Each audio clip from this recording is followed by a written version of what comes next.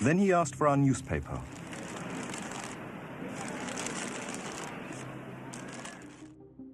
Throughout history, there have been individuals whose abilities seem to challenge everything we think we know about the limits of human potential. Monks capable of enduring impossible temperatures, masters who maintained extraordinary vitality well into old age, and individuals whose demonstrations continue to inspire fascination and controversy even today. You may remember John Chang, the mysterious Mo-Pai master I covered in a previous video. His demonstrations captivated millions of people around the world and left behind a question that has never been fully answered. But the more I investigated his story, the more I realized that John Chang was never the real mystery. The real mystery was the knowledge behind him. John Chang never claimed to have invented those abilities. On the contrary, he insisted these abilities came from a far older tradition passed down from master to disciple for generations. A tradition that taught every human being possesses an invisible force capable of transforming not only the body, but the mind and consciousness itself. That was when I began to notice a remarkable pattern. In Tibet, certain monks learned to generate so much heat from within their own bodies that they could dry soaking wet sheets while sitting in the snow. In India, ancient yogis spoke of the siddhis, extraordinary abilities said to arise as a natural consequence of profound inner cultivation. Within the Christian tradition, we find accounts of men and women whose lives were surrounded by phenomena that remain difficult to explain even today. Levitation, bilocation, or ecstatic states in which they appeared completely insensitive to pain. Even in modern times, there have been individuals whose alleged abilities continue to fuel debate about the true limits of the human mind and body. Different civilizations, different cultures separated by thousands of miles. And yet, they all seem to point toward the same extraordinary idea, that the human being is far more than we appear to be, that within each of us lies a dormant potential, one that can only be awakened through a long process of inner transformation. Of all the traditions that pursued this path, one explored it more deeply than any other: Taoism. In fact, the Mo-Pai school to which John Chang belonged is only one branch of an ancient tree whose roots stretch back thousands of years. To the ancient Taoists, energy was never just a spiritual metaphor. It was the very substance of life itself, something that could be accumulated, wasted, refined, and transformed. The body became a laboratory. Breath became the alchemist's fire, and consciousness became the instrument capable of transforming the densest forms of energy into something increasingly subtle and profound. They called this process Nidhan, Inner Alchemy. For centuries, much of this knowledge was preserved within Taoist lineages, carefully passed down from master to disciple. Then, at the beginning of the 20th century, a German scholar named Richard Wilhelm achieved something extraordinary. He earned the trust of one of these masters and was granted permission to translate one of the most enigmatic texts in the entire Taoist tradition. Not long afterward, that translation found its way into the hands of Carl Gustav Jung. What he discovered within its pages impressed him so deeply that he wrote the foreword to its first Western edition, convinced he had encountered one of the most remarkable works ever to emerge from the East. The name of that text was The Secret of the Golden Flower. But what did this ancient manuscript really contain? What did the Taoists mean by vital energy? Why did they believe it could be cultivated and refined? What exactly was inner alchemy? And why did so many masters devote their entire lives to mastering its teachings? That is precisely what we're going to explore today. But this was no ordinary philosophical treatise. Its pages spoke of the Hun and the Poe, the two souls believed to reside within every human being.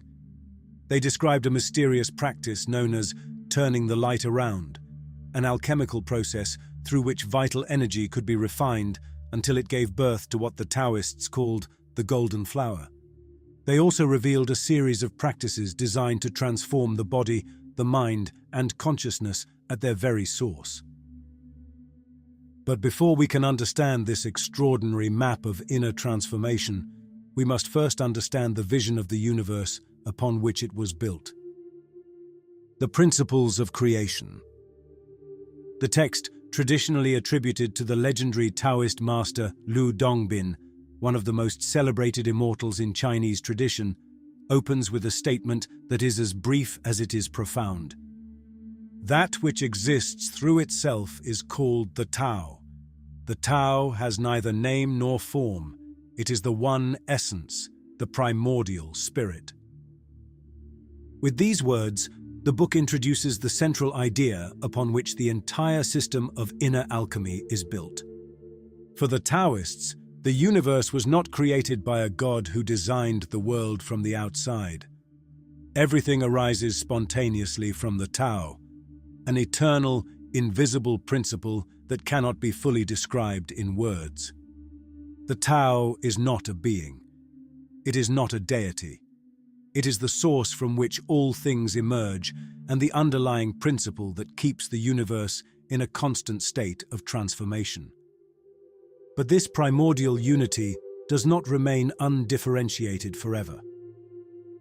The moment the Tao begins to manifest, the first great polarity of existence comes into being.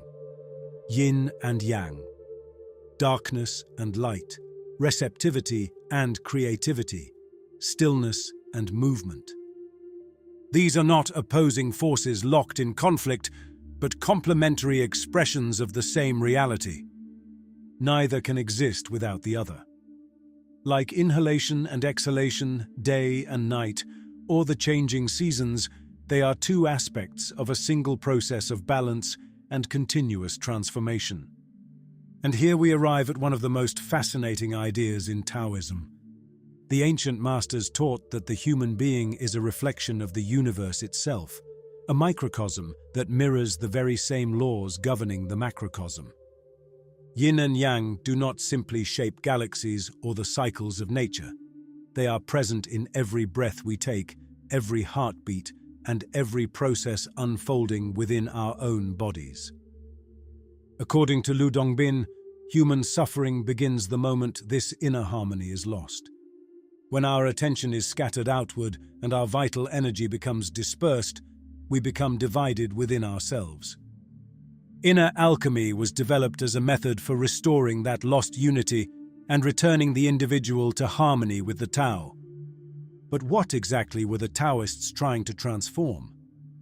To answer that question, they developed an extraordinarily sophisticated model of the human being known as the three treasures. Imagine an ancient oil lamp. The oil is Jing, our vital essence. It represents the deepest reserve of our life force, the foundation of physical vitality, inherited constitution, and the body's fundamental strength. The Taoists believed that chronic stress, excess, illness, and an undisciplined way of life gradually depleted this precious reserve. The flame is qi, vital energy in motion. It is the force that animates the body, drives the breath, circulates the blood, and sustains every living function.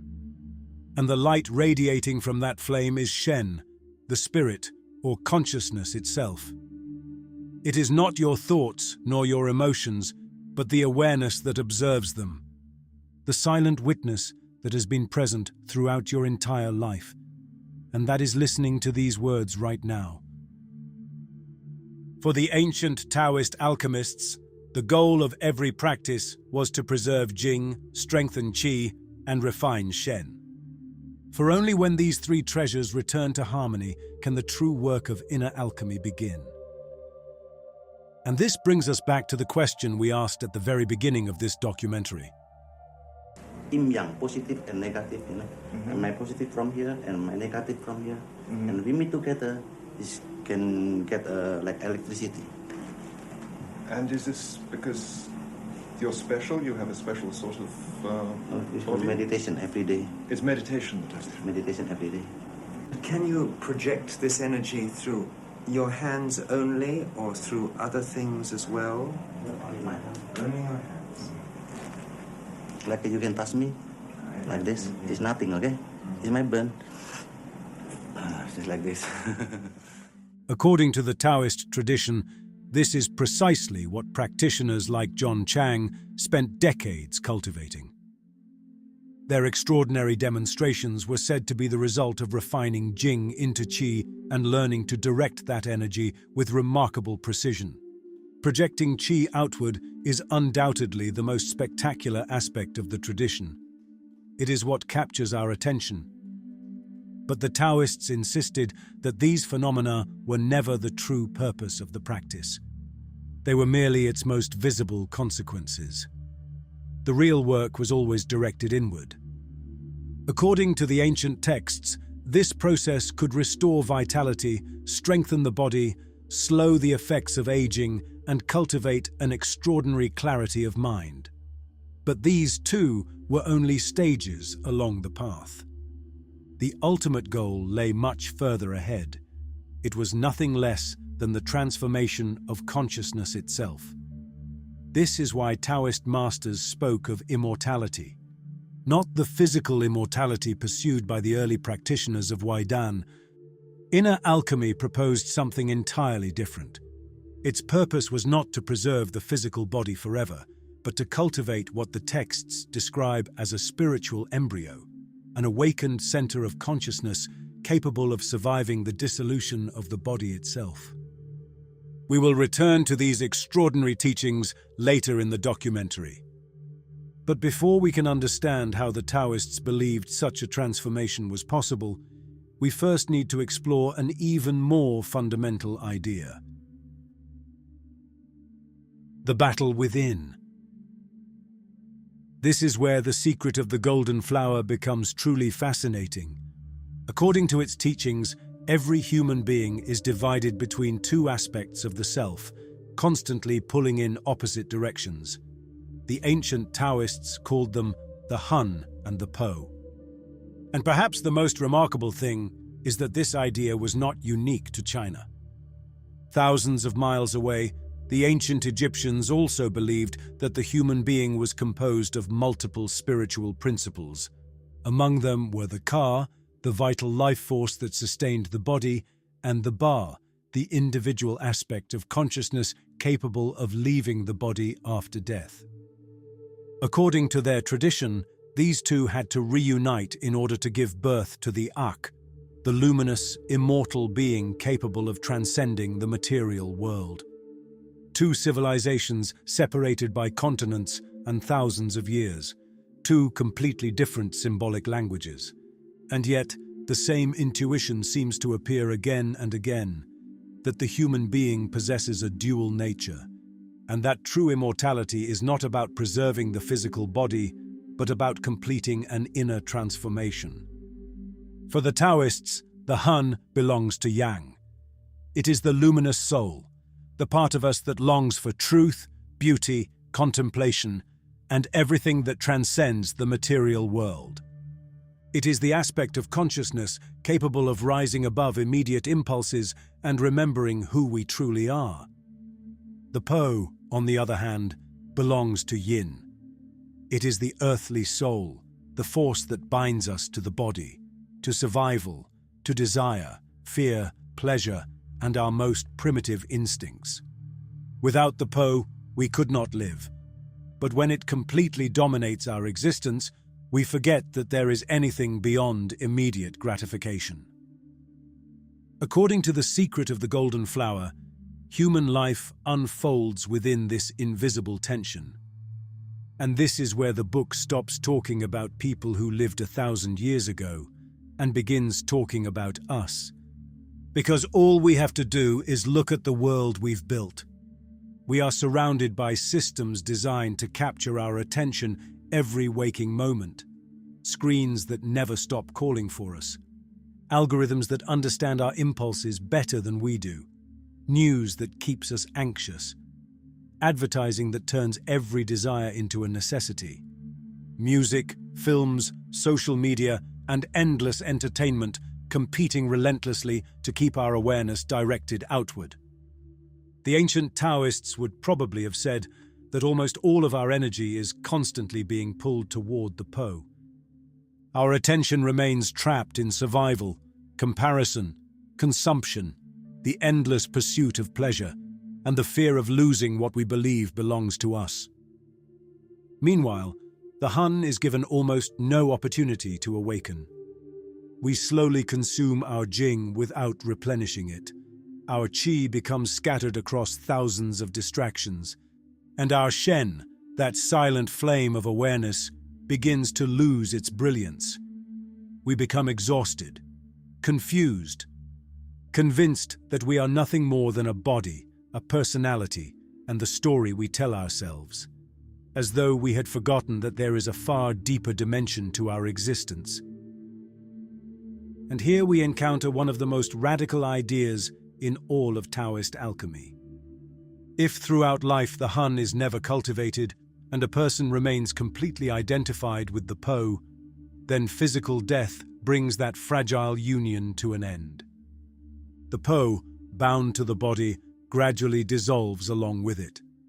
The Hun, having never developed a conscious vehicle capable of sustaining its individuality, returns to the source from which it came, dissolving into the Tao like a drop of water disappearing into the ocean. There is no separate self that continues, not because the spirit ceases to exist, but because a unified consciousness was never fully formed. This is why the ancient Taoist alchemists spoke of attaining immortality. They were not referring to living forever in the same physical body, nor to escaping biological death. They were speaking of something far more profound, creating through inner transformation a spiritual body, a stable center of awareness capable of uniting the Hun and the Po into a single reality, one that could endure beyond the dissolution of the physical body. That was the true purpose of inner alchemy. And the first step toward that transformation was known by a name as mysterious as it was beautiful: turning the light around.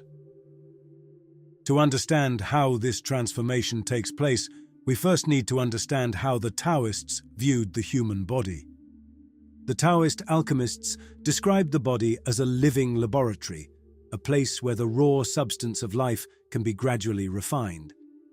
Within that laboratory are three energetic centers known as the Dantian, often translated as the fields of the elixir.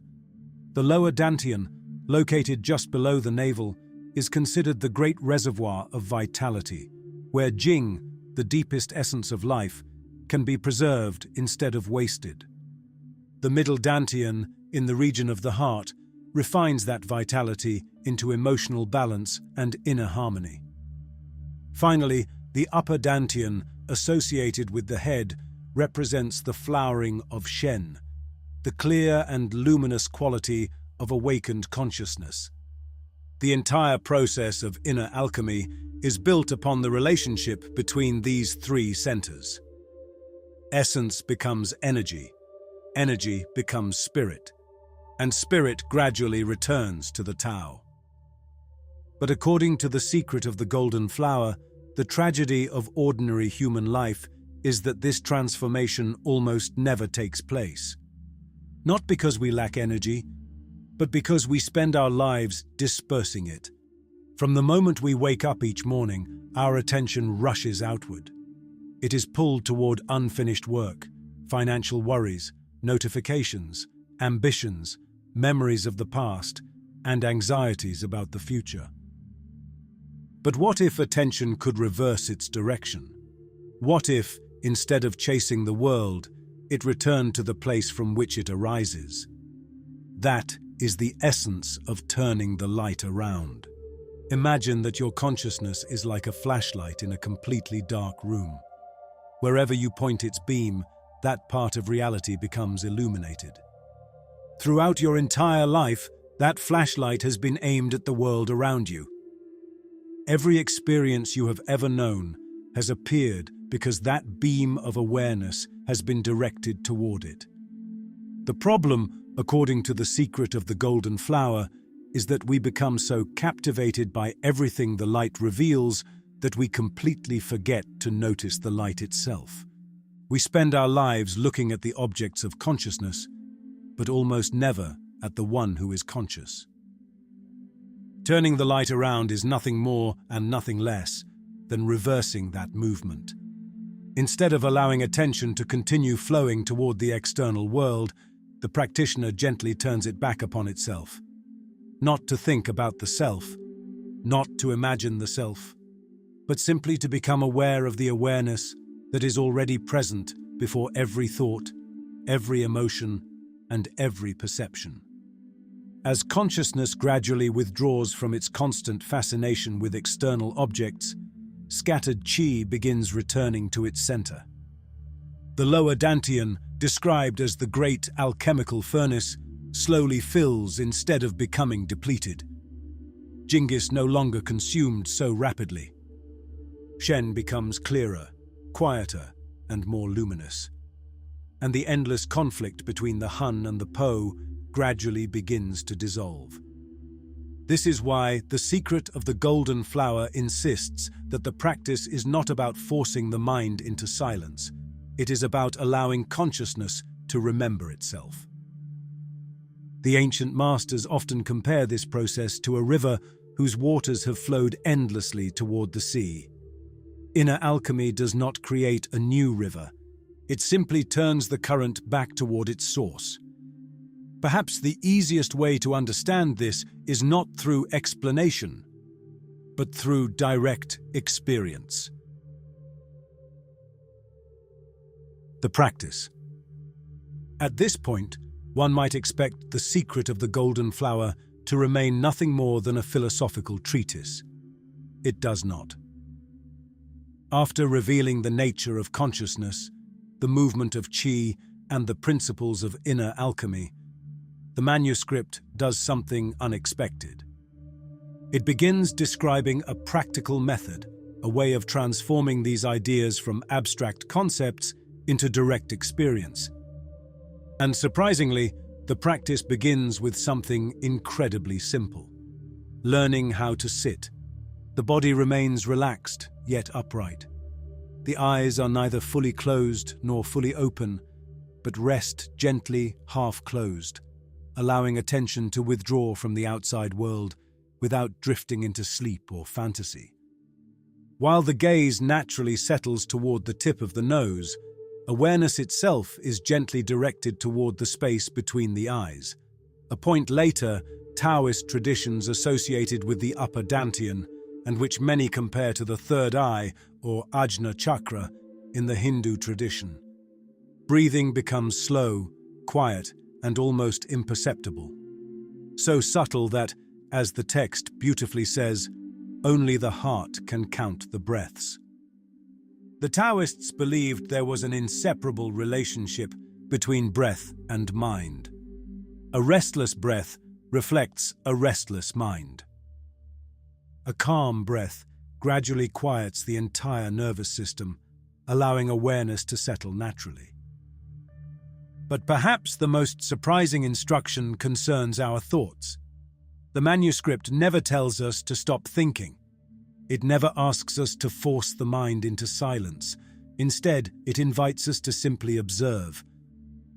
When a thought appears, don't follow it, don't fight it, just notice it. Where did it come from? Where does it exist? And where does it go once it disappears? Little by little, something remarkable begins to reveal itself. Thoughts only seem solid while we are identified with them. The moment they are quietly observed, they begin to dissolve on their own, like clouds drifting across an empty sky. And as that constant mental noise begins to settle, something else quietly emerges. A silent presence that has always been there. The awareness behind every thought, the stillness beneath every emotion. This was the true purpose of the practice, not to suppress the mind, not to destroy the ego, but to stop living unconsciously. As awareness becomes clearer, the Hun gradually awakens, while the Po no longer acts alone. Instinct and consciousness begin to work together, restoring the inner balance that Taoist alchemy sought to cultivate. At first glance, none of this seems to have much to do with energy. Yet for the Taoists, posture, breathing, and attention were inseparable. Wherever awareness remains, qi begins to gather. Instead of constantly leaking outward, it slowly returns to its source, condensing within the lower dantian. That, they believed, was the true beginning of inner alchemy. Over the centuries, many other practices were developed to strengthen and circulate qi, including the microcosmic orbit, embryonic breathing, and various forms of qigong. I explored some of these in a previous video, which I'll link at the end if you'd like to go deeper. But the secret of the golden flower reminds us that none of those methods matter if we never learn the most fundamental practice of all, to turn awareness back upon itself. That's all for today's video. I hope you found this information useful and enriching. Thank you for watching until the end. See you soon.